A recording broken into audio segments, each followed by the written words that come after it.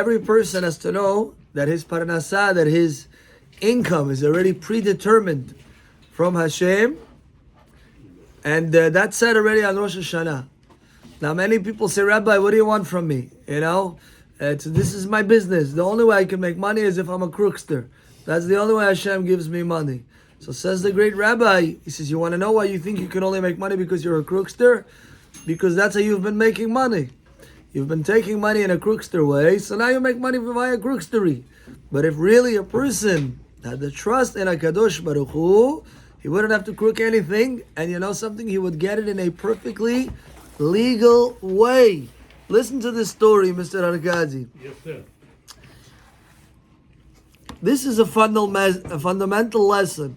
We must follow whatever Hashem tells us with full confidence. And it is only then that goodness can come.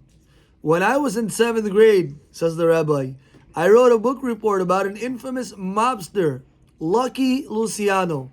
He was given the name Lucky because somebody once tried shooting him when he drove in his motorcycle, and the shooter missed. During World War II, the mafia ran the docks, and Lucky Luciano helped the government by having his men keep an eye out for the German spies. Later, when he was caught, he was allowed to leave America and live the rest of his life in his home country, Sicily, because he had a valuable service that he gave to the United States during the war.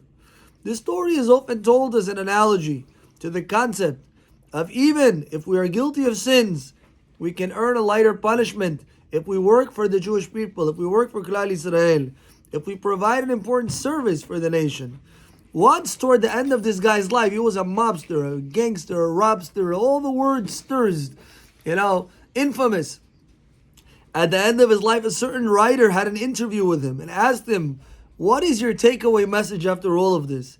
After your remarkable success as a leader in organized crime, you were so successful. What is the takeaway from all of it? Luciano answered, he says, looking back, I could have invested the same effort to earn money legally. He says, all this effort that I put to do crime, to this and to that, if I put the same effort to make money legally, I would have been a rich man also. Yeah. So what was the point of all of this? There was no point. So it takes the same amount of work to make a legal dollar as it takes to make an illegal dollar. What's the lesson? That the lesson is that a person shouldn't resolve to doing bad things and saying, what do you want? This is the only way. It's not true. If our trust is strong enough in HaKadosh Baruch Hu, in a legal way, you can sell potato chips and you're going to become, Ba'ezrat Hashem, wealthy. Lehavdil. This is the Bet HaLevi's message. When one uses his energy and ingenuity to run the mob or become the CEO of a Fortune 500 company, he ends up with the same amount. The crucial difference between Luciano's words and those of the Bet HaLevi is that Luciano came to this realization at the end of his life, whereas the Bet HaLevi is teaching us how to live now when we're still alive.